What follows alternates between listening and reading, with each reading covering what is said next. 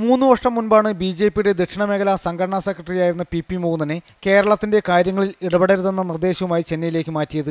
2 വർഷം മുമ്പ് 4 പതിറ്റാണ്ടായി തുടർന്നു വന്ന ആർ.എസ്.എസിന്റെ പ്രചാരക സ്ഥാനത്ത് നിന്നും മാറ്റി. തുടർന്ന് ഏതാനും മാസം മുൻപ് ബി.ജെ.പിയുടെ എല്ലാ ചുമതലകളിൽ നിന്നും അദ്ദേഹത്തെ ഒഴിവാക്കി.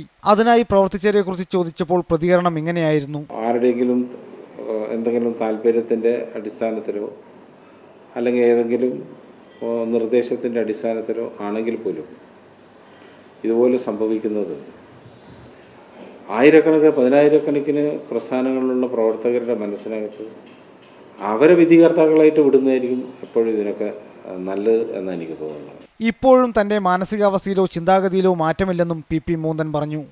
ഞാൻ വീട് വിട്ടു പോകുന്നത് ഒരു ആദർശത്തിന് വേണ്ടിയിട്ടാണ്, ഏതെങ്കിലും ഒരു പോസ്റ്റിന് വേണ്ടിയിട്ടല്ല. എന്തൊക്കെ പ്രശ്നങ്ങളുണ്ടായാലും കെ രാമൻപിള്ള പാർട്ടി വിട്ടു പോകാൻ പാടില്ലായിരുന്നു എന്നും പി മൂന്നൻ പറഞ്ഞു. G Prasad Kumar, Amrita news, Kochi.